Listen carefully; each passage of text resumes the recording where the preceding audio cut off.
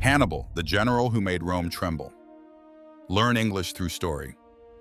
And to imagine this, you are the most powerful nation on earth. Your armies have never been defeated on home soil. Your city has not feared invasion in centuries. You are Rome. You are untouchable.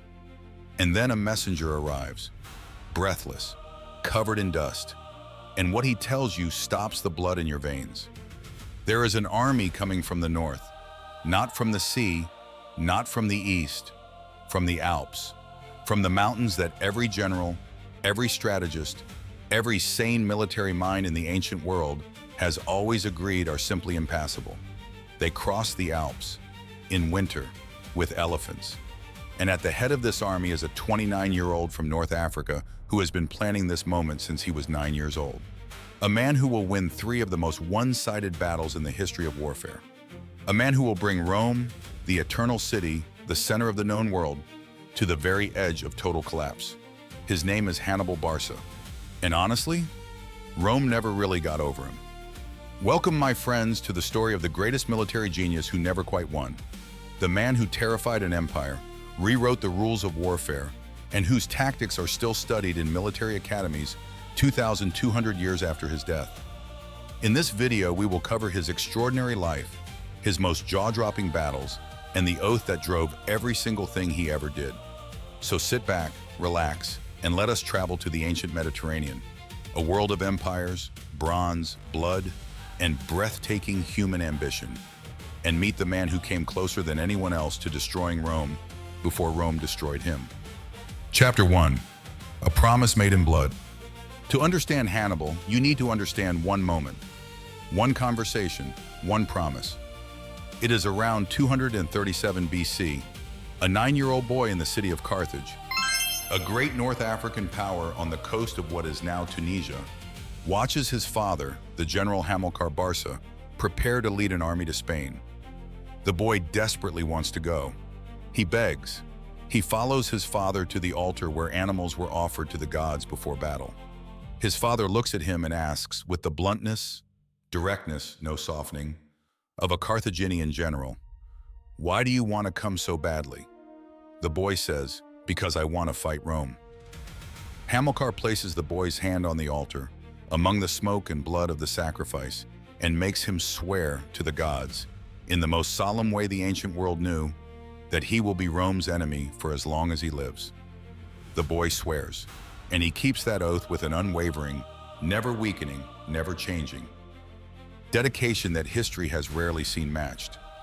That boy was Hannibal, and the promise he made at 9 years old would reshape the ancient world. Now, why did his father hate Rome so much? Because Rome had humiliated Carthage. The two powers had fought their first great war, the First Punic War, and Carthage had lost badly.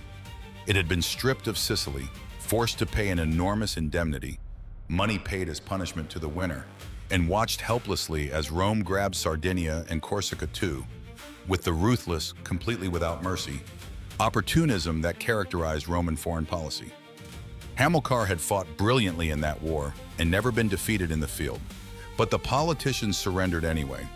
He went to Spain to rebuild Carthaginian power. He took his son with him. He made his son promise to finish what he could not. He died in Spain in 228 BC, drowned crossing a river. Hannibal was 21.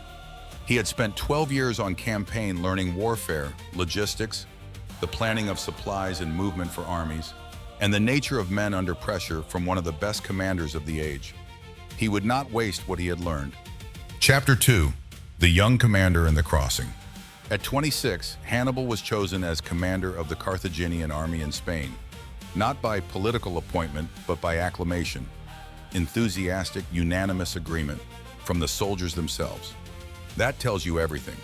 He was, by all accounts, a leader soldiers genuinely wanted to follow. He slept on the ground, ate the same food, shared every hardship. He spoke multiple languages, Punic, Greek, and several local dialects, giving him a directness with his diverse troops that most ancient commanders could never achieve. In 219 BC, he made the move that made war with Rome inevitable. He besieged and captured Saguntum, a city under Roman protection, a guarantee of safety from a more powerful state. Rome demanded he be handed over for punishment. Carthage refused. Rome declared war. Hannibal, who had been waiting for exactly this moment, already knew what he was going to do. He was not going to fight a defensive, designed to protect rather than attack, war waiting to be overwhelmed by Roman numbers. He was going to take the war directly to Italy, and he was going to get there by going over the Alps. In the spring of 218 BC, he left Spain with approximately 90,000 infantry, 12,000 cavalry, and 37 war elephants. He crossed the Rhone River against opposition, moved at a speed that left Roman commanders baffled, completely confused, and began the Alpine crossing in autumn. 15 days, steep, icy paths barely wide enough for men in single file, hostile mountain tribes attacking from above, early winter conditions killing men and animals by the thousands. The elephants, magnificent, terrifying psychological weapons as much as military ones, suffered enormously in the cold.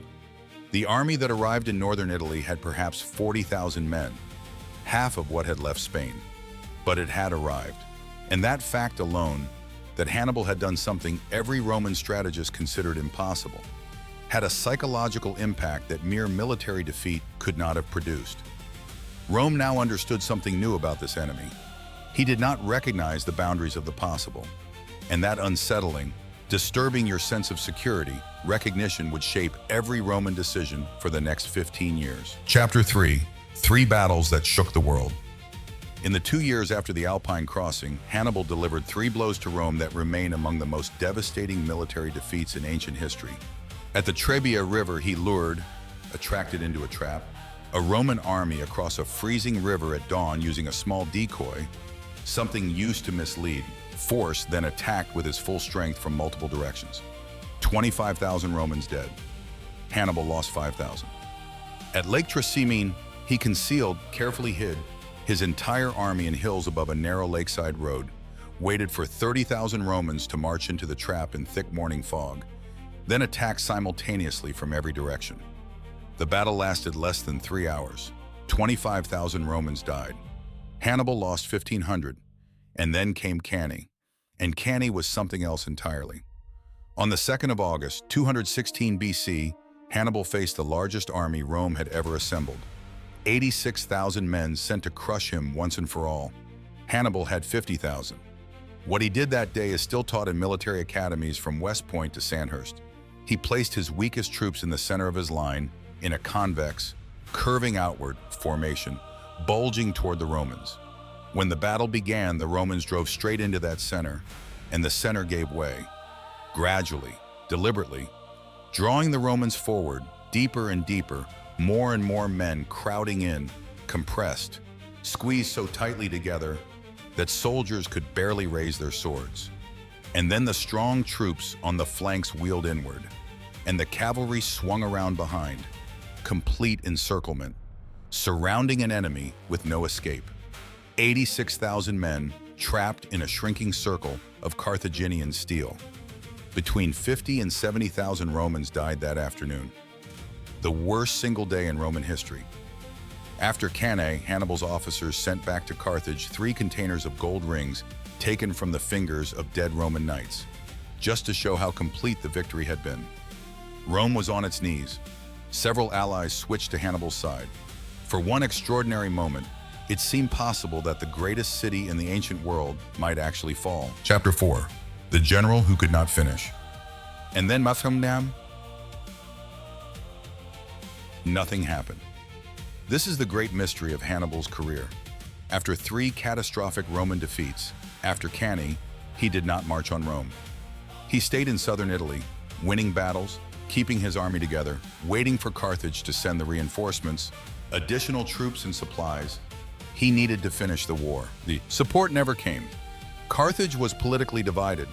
The faction that had supported the war was countered, opposed by powerful voices that were not going to commit the resources needed to exploit what Hannibal had won.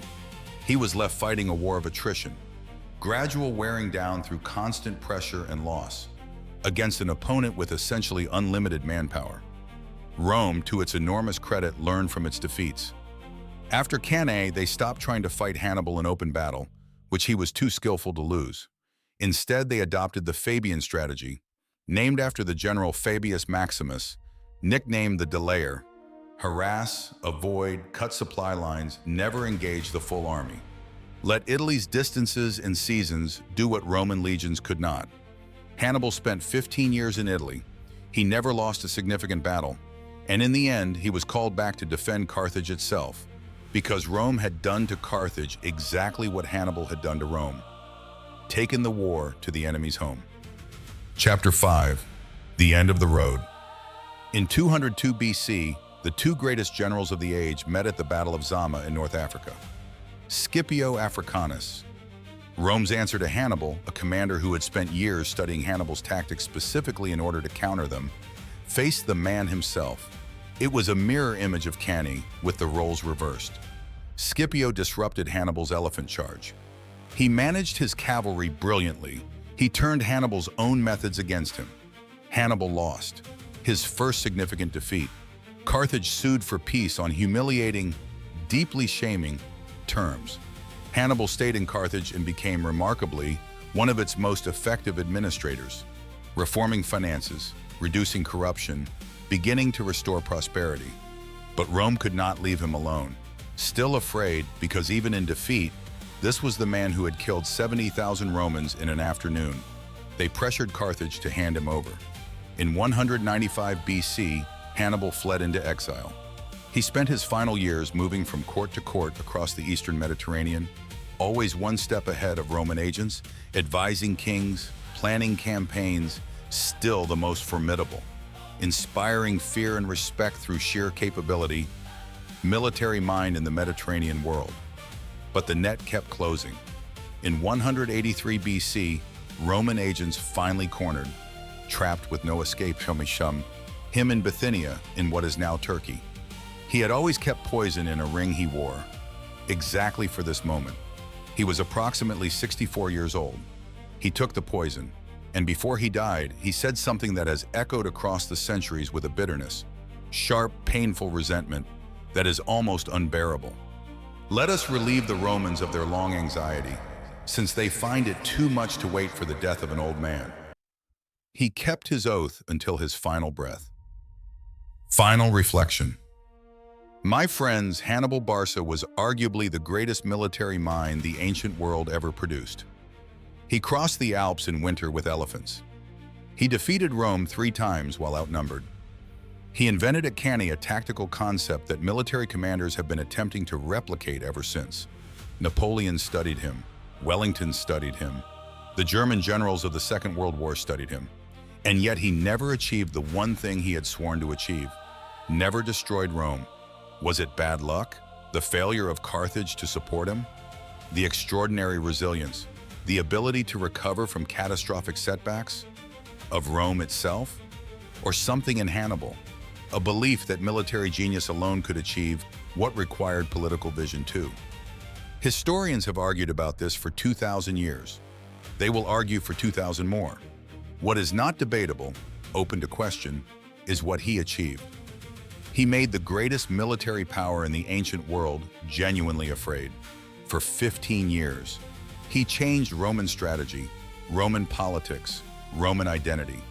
The Rome that emerged from the wars with Hannibal was harder, more pragmatic, practical rather than idealistic, and ultimately more dangerous than the one that had existed before. Here is the paradoxical, seemingly contradictory but true thing. Hannibal may have been the single most important force in making Rome the empire it became. He was the fire that forged the steel. He once said he would either find a way or make one. He found a way over the Alps when nobody believed it was possible. He found a way to defeat armies 3 times his size. He did not find a way to win the war. But he found more ways to make the impossible possible than almost anyone in history. And sometimes, the attempt itself, conducted with that quality of absolute commitment, total dedication without reservation, is the thing that echoes loudest down the centuries. Thank you so much for listening. I hope your English has grown stronger today, and I hope Hannibal's story stays with you as a reminder that the greatest obstacles are sometimes exactly the ones that define us most completely. Until next time, keep learning, keep pushing, And never let anyone tell you the mountain cannot be crossed.